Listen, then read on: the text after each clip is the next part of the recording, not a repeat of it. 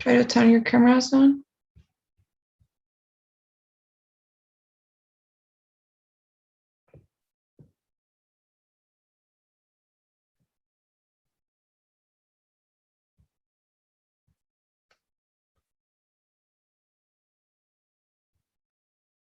All right, thanks. Okay then. So today we were gonna be, well, this week we're gonna be looking at the listening section already. We're done with the reading and we're gonna get started with the listening. So both the reading and listening, you know how they work. You get like a piece of, it could be a text, or you get, in this case, you're gonna get some audio that you have to listen to, and then you gotta answer the questions, which is all, right or wrong. Everything is multiple choice. So we're still there. So to be honest, I think that the listening section is very kind of similar to the reading, but of course, we're gonna look at this in depth and see, what we can do to answer these questions. So in the listening, you have either 5 or 7 tasks. All right. And why am I not saying an exact number? Well, the same reason why I didn't give you an exact number in the reading. I don't know if you guys remember this, but in the reading section, I said, well, you could have either 3 or 4 passages. I don't know if you remember that, right? That was the structure, 3 or 4 academic passages. And remember that I said, if you get 4 passages, that means 2 things. One, that that one of those passages is going to be unscored, that they won't even look at one of those passages. And the second thing is that you will get a shorter listening section, remember? So that's the case. So if you have if you have 4 passages in the reading, then you have 5 tasks here. And if you have 3 passages in the reading, then you have 7 tasks. So shorter reading, larger listening, and vice versa. So pretty much that's it. And that doesn't really matter how many tasks you get, because either way, you will be having both conversations and lectures. You got more lectures than you do conversations, but it's not that much of a difference. So 5 or 7 tasks, conversations, and lectures. Today, we're going to be looking at the conversations, and next class, we will be looking at lectures because they're a bit different. We need different strategies to approach each one of them. So for each conversation, you have 5 questions per conversation, and for each lecture, you get 6 questions. And regarding time, you get a total of 41 minutes or 57 minutes, depending on how many tasks you get. So if you have 5 tasks, you get 41, and 7, 57. So it's all balanced. Doesn't really matter because either way you have enough time to answer all the questions. And if I'm being really, really honest with you, I think that time is not really a problem here anymore. At least not in the same way that in the reading section. So in the reading, you got a lot of time pressure. You gotta answer your questions as fast as you can because you're really under the clock. But this is not the case anymore. I think that the listening is quite easier in that sense. I would say that you have enough time to answer all of the questions. And since you don't get to listen to it twice, then either you remember or you don't, right? So there's no other way. We're gonna see, we're gonna talk about it though. Any questions so far about the overall structure? 5 or 7 tasks, 41 or 57 minutes. Any questions so far? All right. So as I was saying, today we will be looking at the conversations. So, I always say that the TOEFL is kind of trying to prepare you for life in college, in the US more specifically. So I think this is the best way to prove that. The conversations that you get, they're not like usual conversations between 2 friends in, I don't know, maybe in a club or something. No, they are conversations inside campus. So they are conversations related to college life in the US. So you always have a student there. So you have a college student and someone else, and a campus worker. So this campus worker could be anyone, really. It could be a professor, it could be the librarian, it could be the academic advisor, it could be the accommodations officer. I don't know who that's going to be, but it's always someone that works on campus. So the conversations are between a student and a campus worker. Usually the professor or the librarian sometimes, and you could have other campus workers as well, but those are the most common ones. So let me write this down. Could be the student and professor, could be the student and advisor, I don't know, student librarian. And you're gonna see why this is relevant in a bit. Student, I don't know. All right, we're gonna see it. But it's always between a student and a campus worker inside campus. And obviously what they're discussing, they're not talking about the weather or climate change or anything. They're usually talking about a problem. So no matter who this person is, the student always has a problem.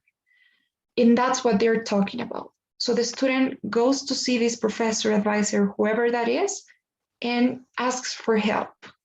So maybe the student, I don't know, is having trouble with one of the assignments. So the student will go see the professor and talk about it. Or maybe the student has problems with the search engines in the library. So the student will go to the librarian and ask for help. Or maybe the student wants to change their schedule or something. So they will go to the advisor to see how they can work it out. So no matter what this is, the student always has a problem and the student is asking for help to the campus worker. That's the same, this is not going to change. It's always going to be the same thing. You have a problem, a conversation between a student and a campus worker. So now I'm going to give you some general tips, and this is for the whole listening section, but I think they might be useful. So the first one I got is, don't try to understand everything. I know that this is the listening and you're supposed to have, an idea of what you're listening to. You have to have some listening skills and you have to have some vocabulary as well. Having college vocabulary here, believe me, is going to help you big time. So you got to know some words like maybe campus or college or freshman or assignment or grades, having that vocabulary always helps. But the point is, don't overstress, don't worry too much to understand every single detail or every single word, because that's not really necessary. That's not your goal. Your goal here is to understand the most important information, which I'm going to tell you what that is. In the case of the conversations, what you need to focus on understanding is, of course, first of all, what the problem is, what the possible solutions are. So basically, what advice the professor or the campus worker gives the student, and also how the student feels. So basically, I don't know, yes, both the professor and the student's attitude towards the problem. So how is the student feeling about it, or how's the professor feeling? What does the professor think?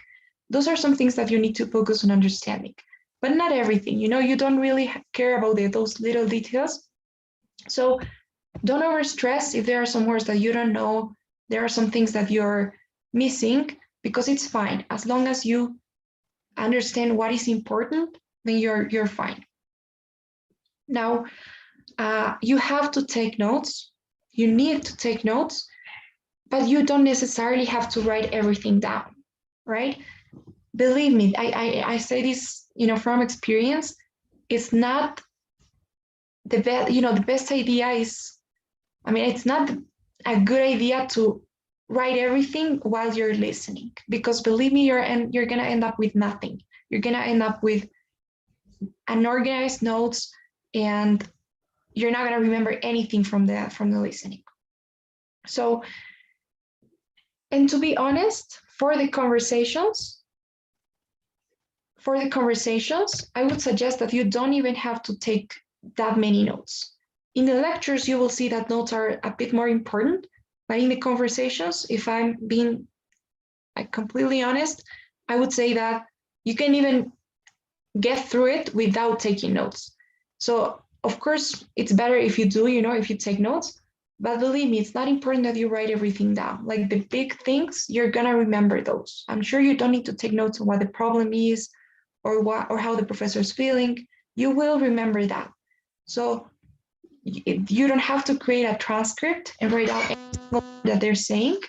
But what you need to do is focus on understanding and taking notes only for the details, like those little things. Like if you have any details or concepts or explanations that you think you're not going to be able to remember, then you take notes on that, but not on the things. Now, what else? Try to anticipate the questions, but this is mainly for the lectures. Don't get distracted by anything. You got to focus on your game, and your game is your desk, So if you're taking the test in a test center, then you're probably going to be taking it with more people around you. So you got to be real careful with that because you don't get to listen to it twice. So no matter what happens, if your computer freezes or if you had bad connection or if you got distracted with someone else, you cannot listen to it twice. So try to stay focused. I think they give you some headphones, so you put those on and you gotta be real careful with that. And this is for the lecture, so I won't say that. And before we move on to the types of questions, some basic things you should know. So first of all, the questions are delivered one at a time after you finish the lecture or the listening. So that means that you cannot answer the questions while you're listening. So they're playing the audio for you, but you cannot answer the questions at the same time that you're listening. So you have to wait until you're done listening, and then you get the questions. Now, you're not able to answer all of the questions at once. Nope. You only get to answer them like one by one. So you get the first one, you answer it, you get the second one, then the third one, and so on. You cannot skip questions. So obviously, this wouldn't be a good idea. But the good thing is that you don't even have this option. So you cannot skip questions. You cannot leave something in blank. You have to answer everything. And the most important thing, you cannot go back. So that means that if you have answered question 1 and then 2 and 3, and you want to go back to question 1 again to change your answer, that's not possible. So think about it. You cannot really go back the same way that you did in the reading. Remember that in the reading I said, so mark the ones that you're not sure of, and then you go back and try to figure out what the answer is. So this is not the case anymore. You cannot skip questions, nor can you go back. And finally, I think this is more like a tip. Don't take so much answering one question. Don't get stuck. That it's not worth it.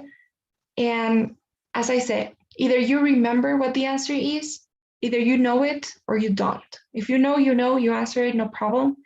But if you're taking too long, it means that you don't know what the answer is, you don't have it in your notes. So there's nothing to do really, you just have to move on. All right, don't get stuck in one question. You're not gonna be able to answer it, even if you spend like 10 minutes in that question. It's not like they're reading.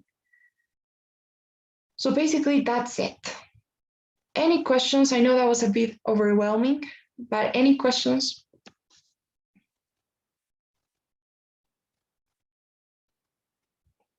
Are we okay then? All right, I want to focus on the examples. I think that's the best part. And regarding taking notes, some quick tips I could give you is, well, what I already said. Don't take notes of everything, especially not in the conversations. You don't need to. But if you're taking notes, of course, you don't have to write complete sentences. You can only write your keywords, the things that you think are most important. You can use symbols to represent different things.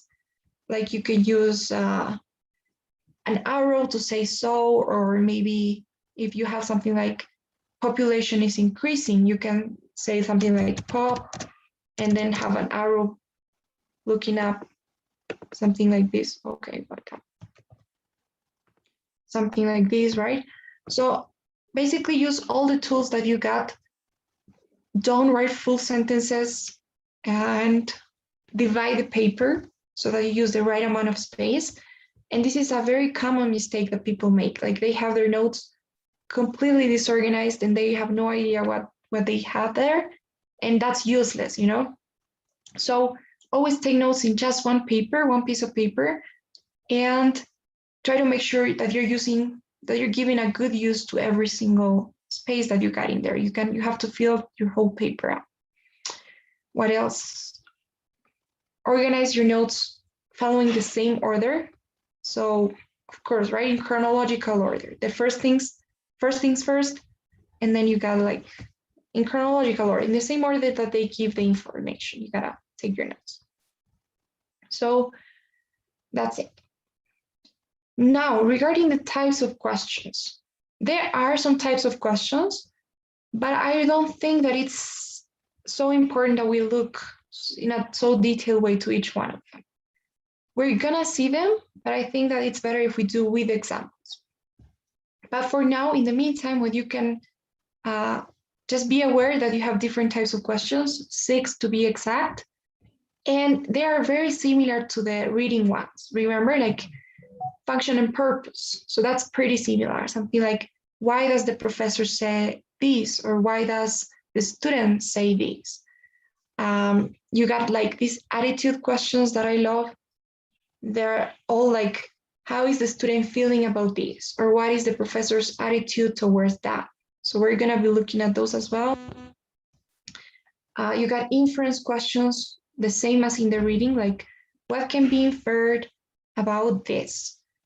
And it's pretty easy in this case. It's a lot easier than the reading. Believe me, I think that, and here's another thing. Personally, I think that this part of the listening section, the conversations, that's the easiest part of the whole test, at least for me. So my advice, take advantage of that. Like, I'm sure you all can get a perfect score in the conversations part. So, you know, practice, master this. I'm sure you're gonna see that it's actually kind of easy. Now, what else? You have some detailed questions, the ones that I don't like so much. So remember, in the reading is the same thing. Like, I don't know, how many times a week do you have this? Or at what time, I don't know, what time should the student come back to do that? So those details are also going to be there, and they are actually very frequent. So they are important. So what I could say, for all of these questions, you don't need your notes. You don't need to take notes to answer none of those questions. But for the detailed ones, you do need your notes, which are the most frequent ones, right? So that means that if you think about it, it's only important that you take notes on the details, on the numbers. Like if you have something like, I don't know, the campus has a student body of 1,025 students. So that would be a detail, right? So you can take notes on that. Those details are the ones that you need to take care of, that you need to take notes when you hear them.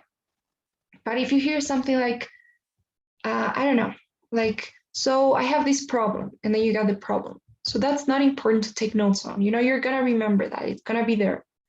So just the details. And yeah, pretty much that. So any questions now so far? Okay. And finally, before we get to the example, I'm going to give you some more tips for specific types of questions, but they all go around the same thing. And here's the deal.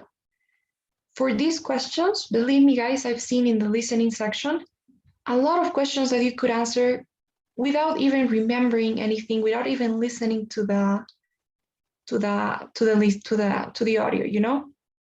So, you know, it's not just remembering and taking notes and knowing the answer, but sometimes when you don't know the answer, don't leave it there, you know, don't just guess. Let's say you don't know the answer to this question, try to think about it, try to reason it out.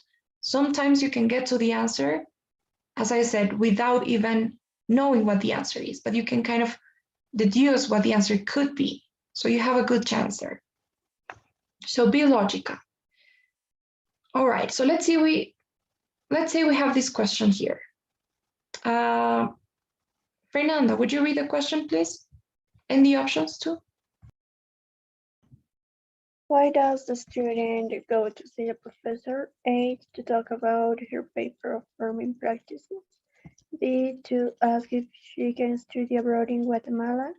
C, to discuss her research on agricultural practices and environmental conditions. D, to see if she can become a Spanish major. All right, good. So what do you guys think? I know that you have zero context right now. You have no idea what we're talking about here. We haven't heard, we haven't listened to the conversation, but what do you think? Are there some options that you would consider eliminating, or some options that you would consider as your strong ones? I will eliminate the option B. B, all right, good. And why B? Why would you eliminate that? I don't know. I just saw the abroad in Guatemala, and it's not that common, so I think that would be one. Okay. All right. Well, that's a good guess. You feel it, would, yeah. I would also eliminate the first The option, the A, yeah, to talk about her A. paper and farming practices. Okay, and why?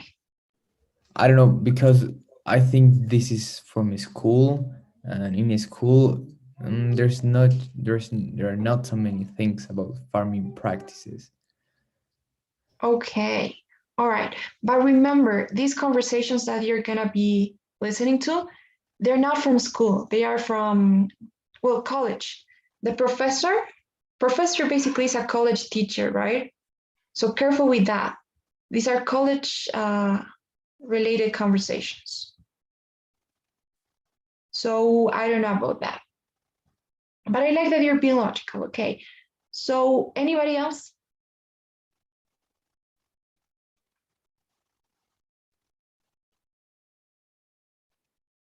Okay, so B, all right, so the tip is, this is a main idea type of question.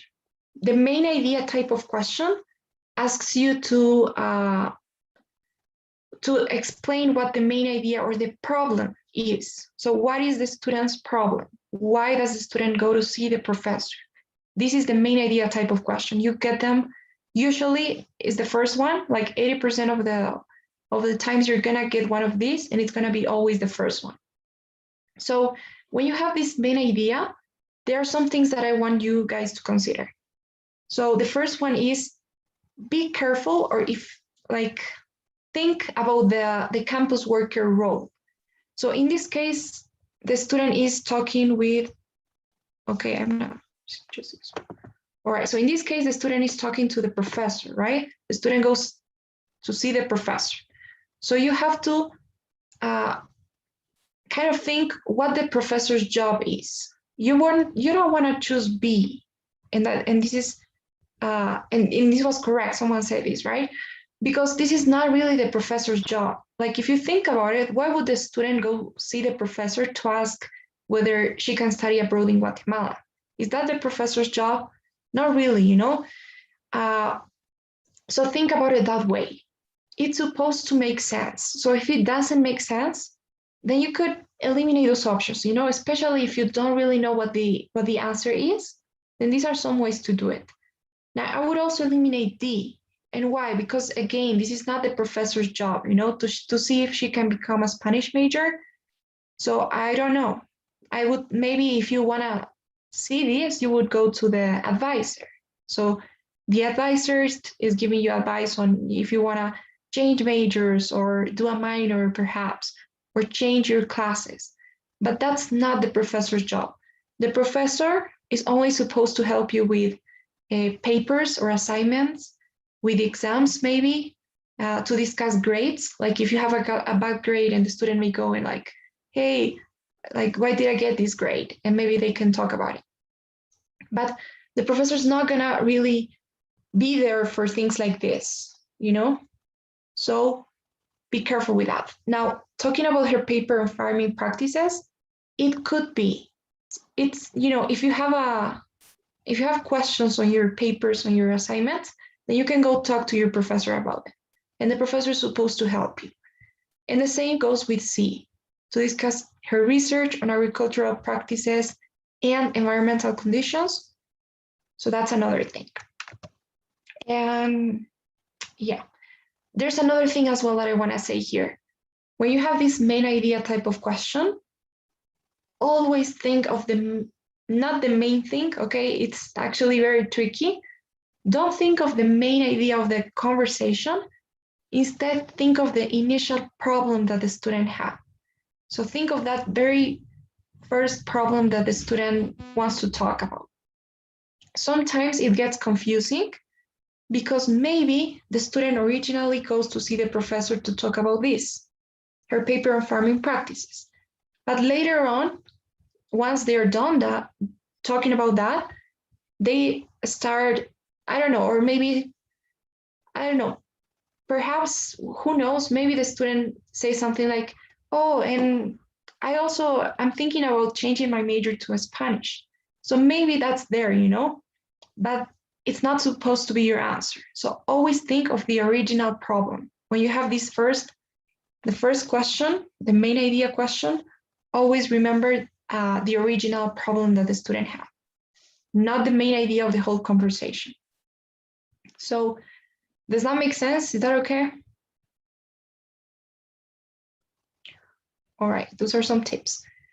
Now, when you have this attitude type of question, okay, what can we do here?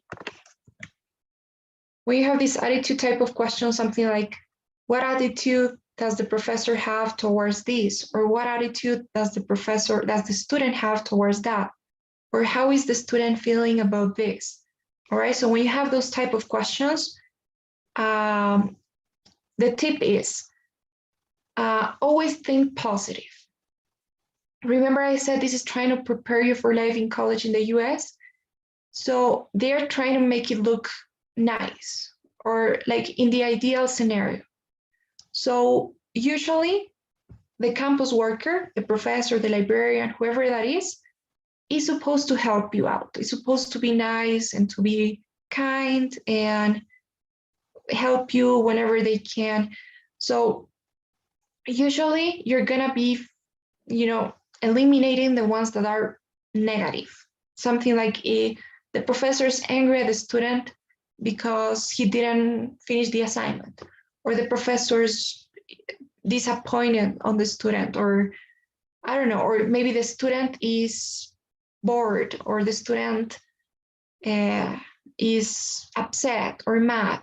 So those options are usually not the ones. Okay, so if you got this question, let's see, what attitude does the professor have towards the student's work?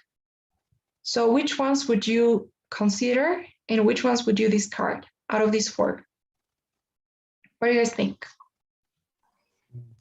I would go with A. He's impressed by the novel's originality because it's the most positive. Great, that's perfect. So A could be the one. And which ones would you for sure say, well, I don't think those are the ones? The board, C and D. C and D, good. So C, he is bored by the novel's descriptions of ordinary events. So that's very negative, you know, that's a very negative thing to say. If your student goes and, I don't know, shows you his work, you're not gonna be bored, you know, by reading it. Or you're not supposed to be bored. And the same with D, right? This would be like a selfish thing to do, like thinking about yourself and writing your own book. So not really. So A and B could be the ones. But C and D, well, we don't know. All right. And what else? I think I have one more. All right. Another thing, be aware of the academic values. Like, you know, even though it's always positive, it's also fair. So if you have things like extra credit or extra time for the assignment or an extension, or maybe the professor is going to help the student, just one student, or is going to do some kind of nepotism or something. So those are not supposed to, it's not supposed to be that way, you know? And the same goes for, I don't know, cheating or things like that, things that are not fair or that are not right, if you want to say it that way. So usually you're never going to have a situation in which the professor is given the student an extension. That's usually never the case, and it's always one of those options. It's always there, you're going to see. So it's always about emphasizing on fairness, emphasizing on being equal, and so be aware of that as well.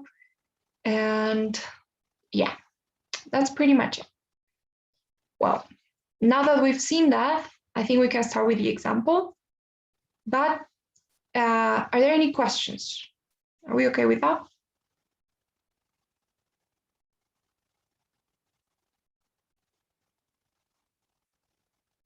All right. So let's look at our first example. I think we got some time, so maybe we can do 2 or 3.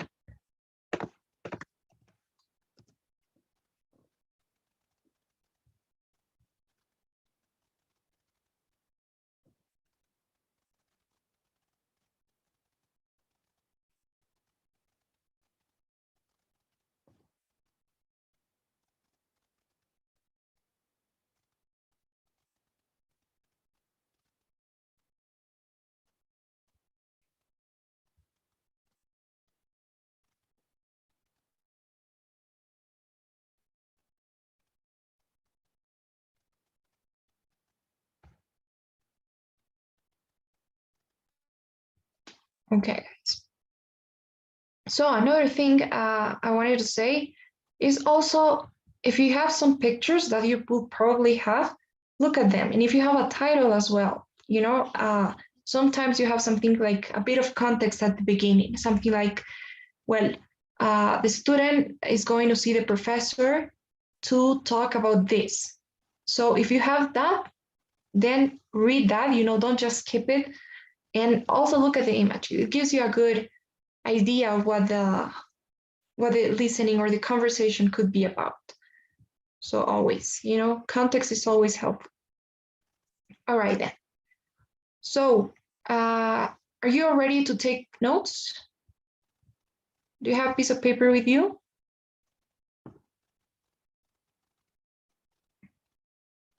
If you don't, then please get one. And when taking notes, remember what I said. It's not important that you take notes of everything they say, but what I want you to make sure you understand is first what the problem is, the initial original problem that the student has. Second, what the possible solutions or the advice or the advice that the professor or the campus worker offers is. So what are the possible solutions to that problem? Third, look at, you know, try to understand the tone and how they're feeling and everything, their attitude towards things. And take notes only when you have details. Like if you have a list of things, for instance, okay, if you have, all right, so I'm going to give you 10 tips on how to do or how to solve your problem. The first one is this and this and that. Take notes on that. If you have something like a specific website that they should log into, so take notes on what the name of the website is, you know? So take notes only on the details, not the big things. All right. So let's listen now.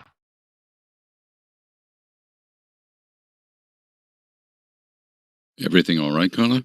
Yes, I just wanted to talk to you about the assignment that's due on Monday. I can't give you an extension if that's what you want. No, it's not that. I wanted to ask you about the word limit. At the moment, I'm way over it, but I found so many useful sources that I don't really want to cut in.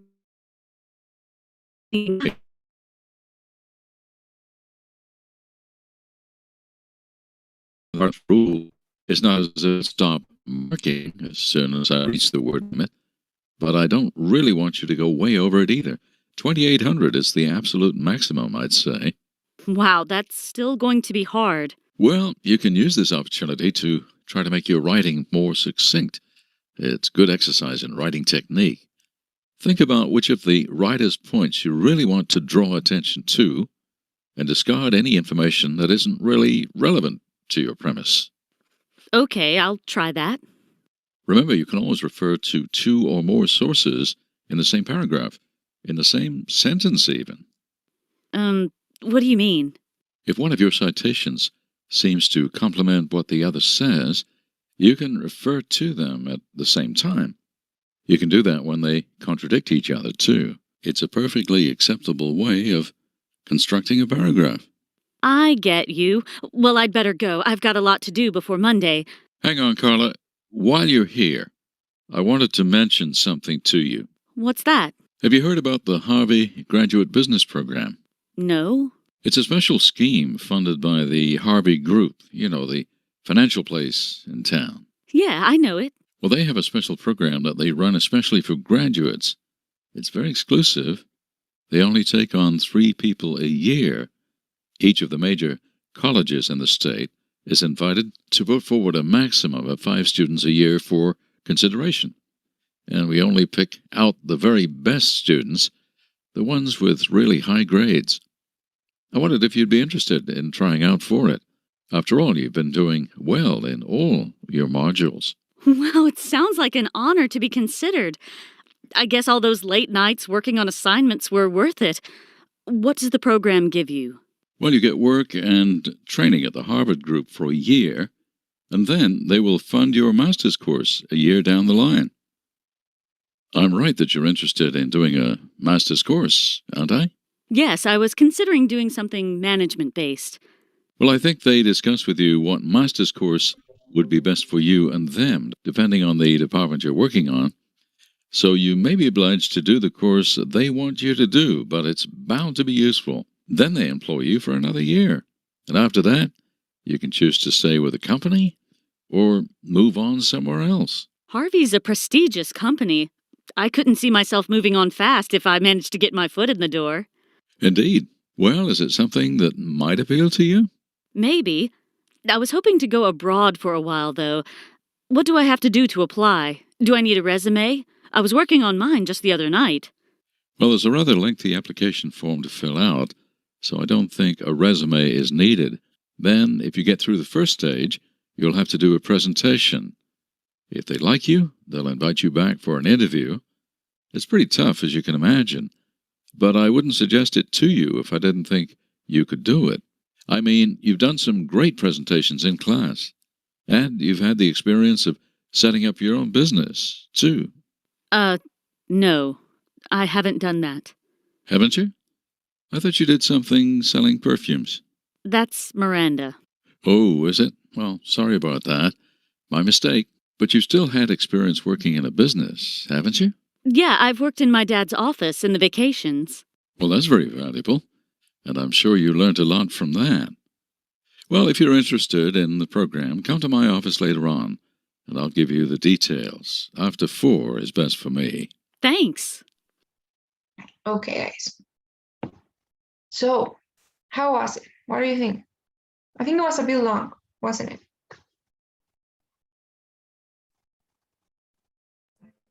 Yes, it was. Yeah. But were you guys able to understand what they were saying? Were they speaking too fast, maybe? Or was it okay?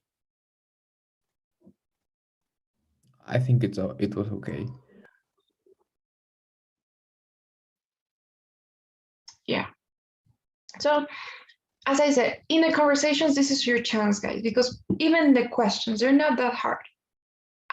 In the lectures, you will see that, yeah, it gets a bit harder, way more complicated. But so far with the conversations, I think you're going to be more than fine. You will see. So let's try and answer the questions. So the first one is here. Will anybody read it for us, the first question? Yeah, I'll do it.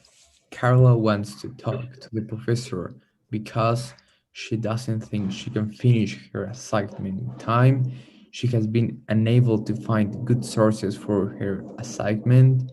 She's worried that her assignment is too long. She doesn't know how many sources she should refer to.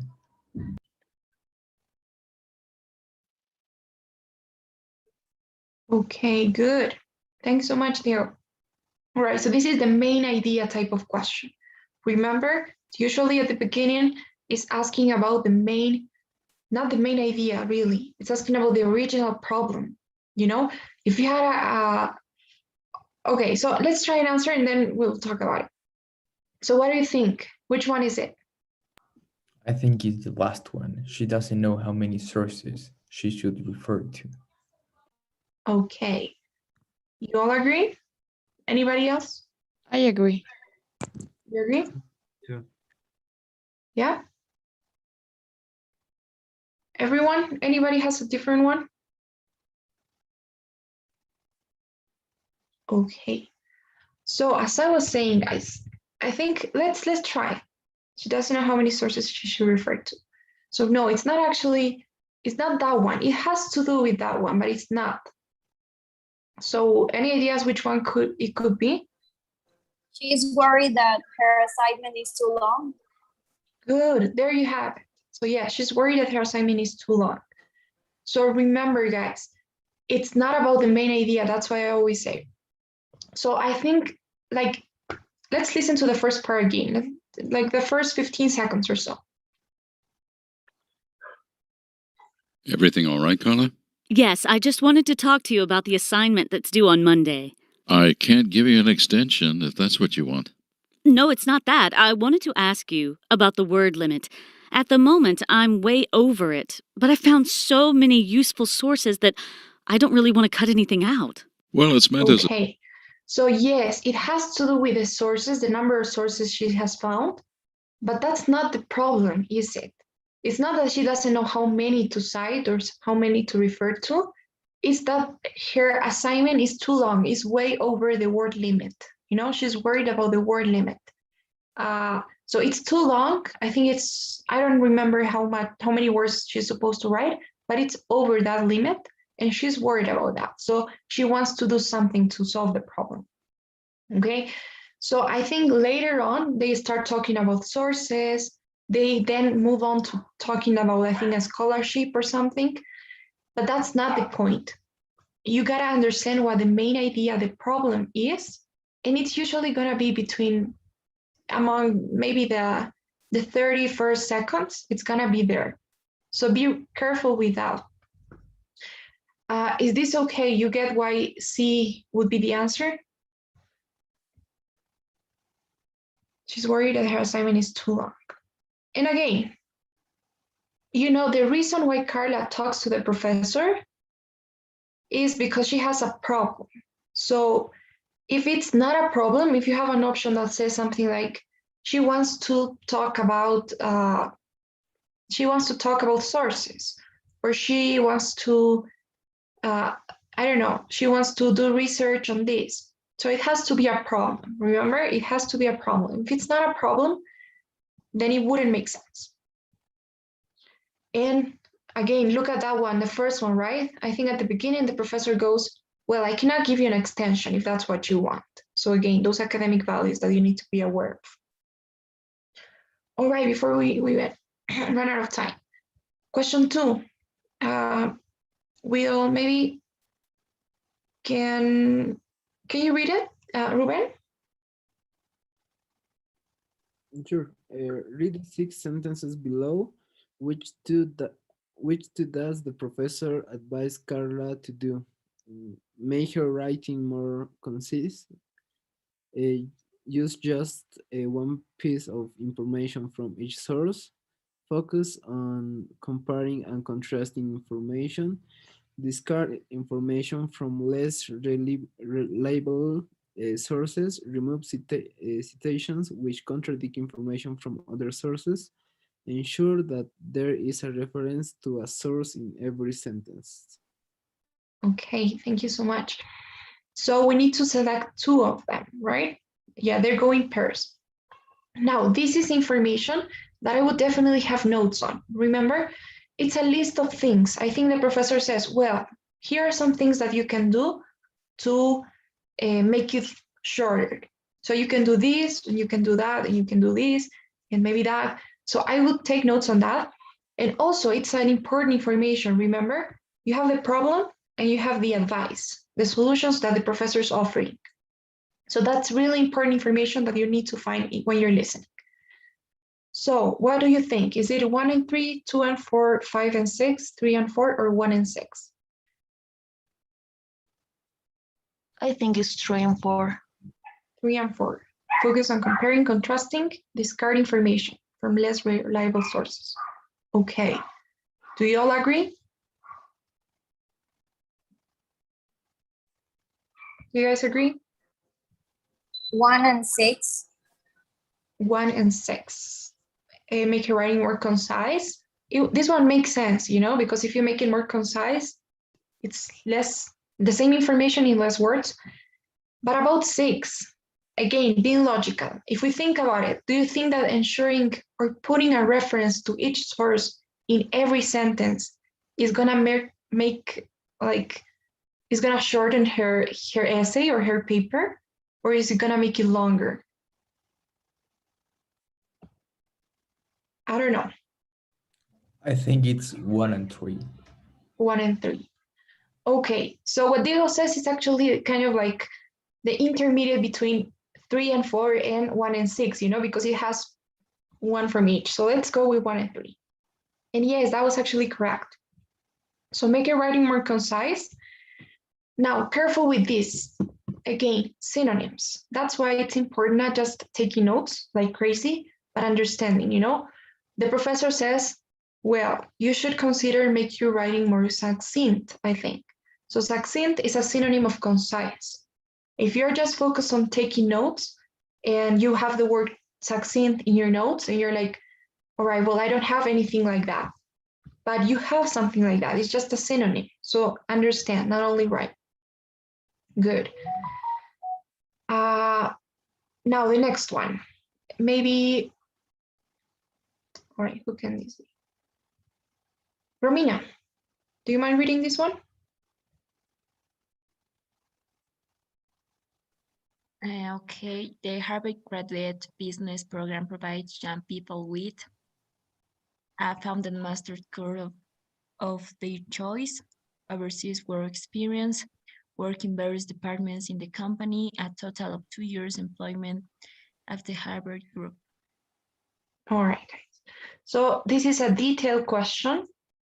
You know, what exactly does the Harvard Graduate Business Program provide people with?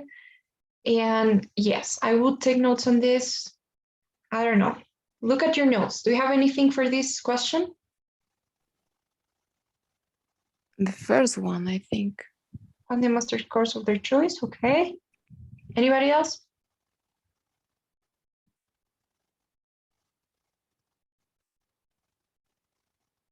Or will you all go for the first one?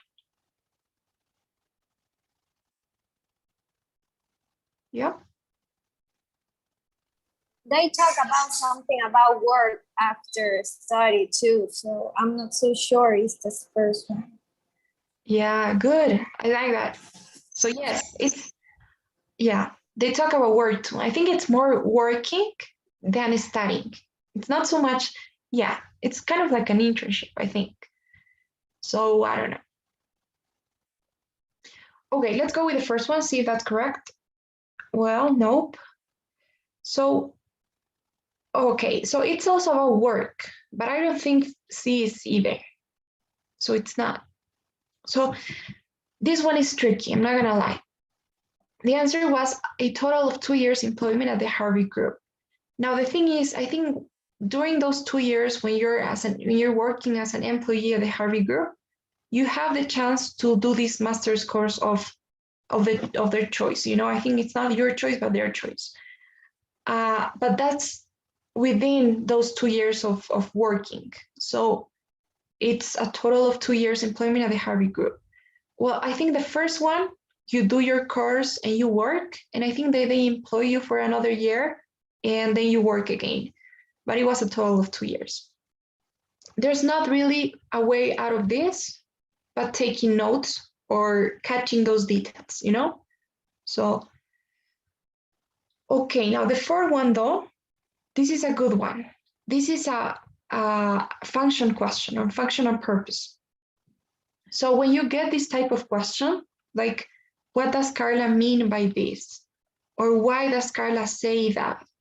Or why does the professor mention that? So those function questions, they give you the chance to listen to that portion of the text again, or that portion of the audio again. So in this case, we don't have that, but in your test, you will have it. Probably tomorrow you will see that when you're practicing as well. So the good thing is that to answer this question, everything you need is your logic. You don't need to look at your notes or try to remember anything. All the info you need is here. This is like this, that's those paraphrase questions in the reading. So you kind of have to do that, like paraphrase it. So let's listen to me. I'm gonna read it.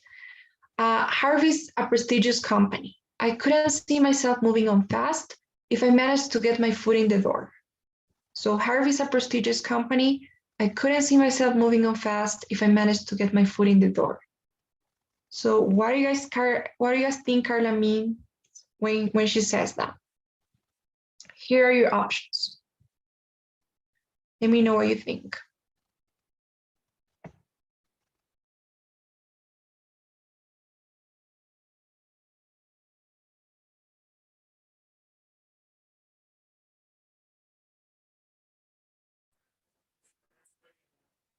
Can I answer?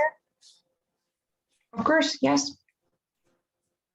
If I got a job at Harvey's, I wouldn't want to leave the company for some time. Okay, thank you so much. So see, if I got a job at Harvey's, I wouldn't want to leave.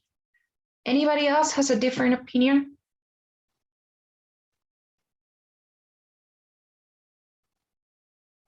You all agree with that one?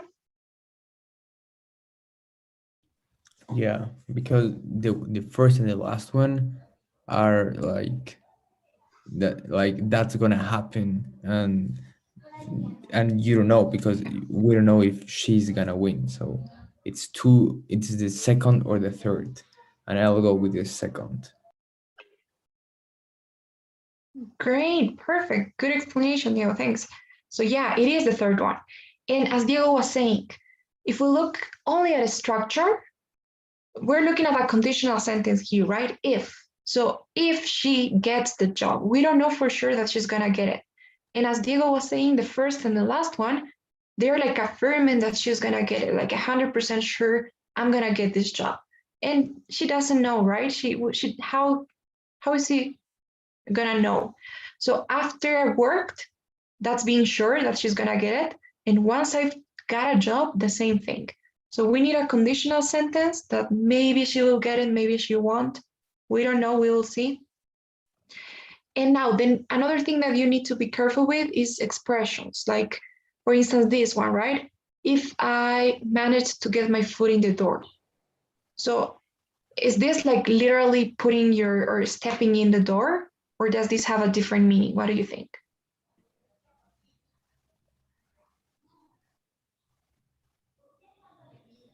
What does this mean?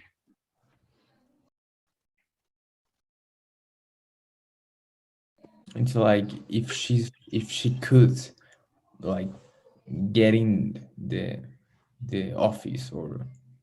Great, perfect. Yes, if she can get in, if she gets in, then she wouldn't or she couldn't see herself moving on fast, which means leaving, right? Moving on to a different company, moving on to something else.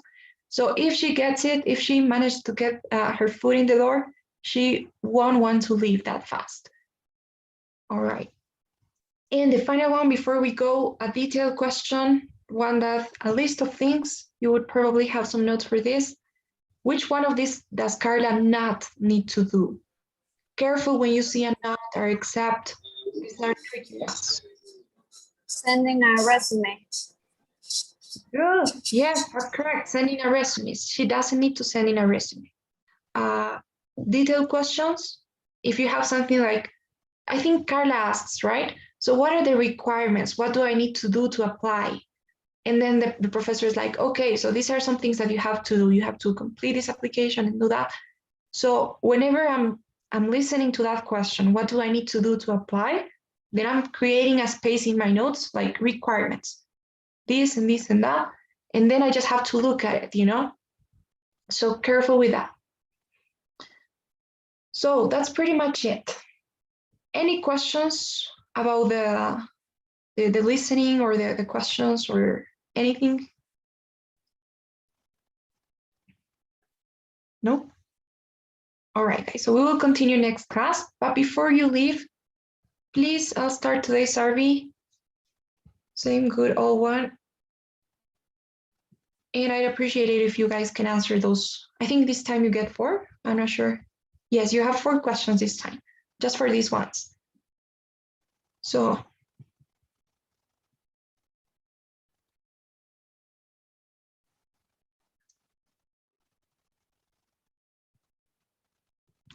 All right, guys. So, bye, y'all. Let's see you next class. Bye. Bye-bye. Take care.